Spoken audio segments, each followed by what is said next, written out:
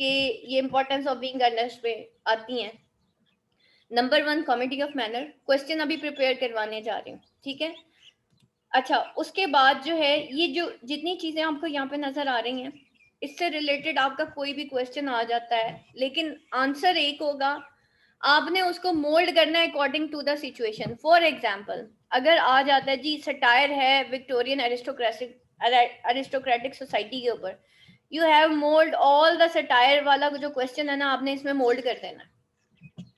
फार्स है, ठीक है, अक्सर आ जाता है importance of being Earnest as a farce. Farce की डेफिनेशन बेटा आज आपने अपनी नोटबुक्स के अंदर लिखनी है कि फार्स क्या होती है, ठीक है। अगर वो आता है importance of being Earnest as a comedy of manners, then you have to write the very first paragraph के कॉमेडी ऑफ मैनर्स जी ये होता है, उसके अंदर ये चीज दिखाई जाती है, और तकरीबन वो उसी तरह का है जैसी सटायर की डेफिनेशन है, उसी सेम वैसी की वैसी definition he comedy of manners की है, ठीक है। तो ये जितने पॉइंट्स हैं, फिर आपको ये भी आ सकता है जी विक्टोरियन एरिस्टोक्रेसी में के बिहेवियर्स कैसे थे, यू हैव टू राइट के जी ये टोटल बिहेवियर थे जो विक्टोरियन एरिस्टोक्रेसी के। लैंग्वेज कैसे यूज हुई, यहाँ पे तो बहुत थोड़ा लिखा हुआ है, लेकिन मैं आपको आगे जाके बताऊंगी कि किस तरह से वो विट है, आयरनी है, ये सारा कुछ आपके करंट नोट्स के अंदर है, ठीक है।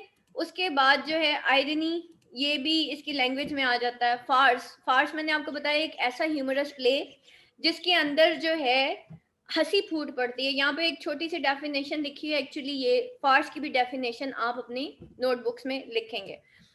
सटायर आपको पता ही है, फॉलीज एंड फॉपरीज को same the comedy of manners and satire तकरीबन एक जैसी डेफिनेशन है इसकी, ठीक है। फिर लैक ऑफ इमोशन और ये सारी चीजें, और हिपोक्रेसी, फिर ये थीम्स है एक्चुअली ये सारी कि भाई क्या क्या चीजें उसके अंदर दिखाई गई हैं। फिर complexity of plot, plot with in plot क्या होता है, कहानी के अंदर एक कहानी, ठीक है। यानी कि इंपॉर्टेंस ऑफ बीइंग अर्नेस्ट है, एक तो ऑस्कर वाइल्ड लिख रहा, अंदर ही अंदर प्लॉटिंग चल रही है, जो कि एक जैक ने कहानी बनाई हुई है और अंदर से वो अलगरनोन ने एक कहानी बनाई हुई है। इसको कहते हैं प्लॉट विद इन प्लॉट।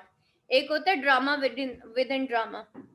वो क्या होता है, वो ड्रामा के अंदर एक और ड्रामा होता है। जैसे अगर किसी ने हैमलेट ड्रामा पढ़ा हो तो उसके अंदर एक और ड्रामा होता है। द सी किसी ने पढ़ा हो जो पार्ट 2 में है, उसके अंदर ड्रामा विद इन ड्रामा है। यानी कि एक ड्रामा परफॉर्म होता है, एक ड्रामा के अंदर स्टेज ड्रामा परफॉर्म होता है। और एक जो है पुराने जमाने में कोई एक बल्कि एक दो मूवीज भी इस तरह की आई थी जिसके अंदर जी वो विलन से बदला लेने के लिए जो है ना वो एक स्टेज पे ड्रामा परफॉर्म किया जाता है ताकि विलन जो है वो एक्सपोज हो जाए। एक्चुअली उसको कहते हैं drama with in drama. And plot with in plot, plot basically क्या कहते हैं, एक्शंस, सीक्वेंस ऑफ इवेंट्स को। इधर से इंपॉर्टेंस ऑफ बीइंग अर्नेस्ट में ऑस्कर वाइल्ड एक प्लॉट क्रिएट करता है और उसके कैरेक्टर्स अलग प्लॉट क्रिएट कर रहे होते हैं कि हमने अब क्या क्या करना है, ठीक है। तो ये सारी चीजें आपको यहाँ पे इस पूरे क्वेश्चन के अंदर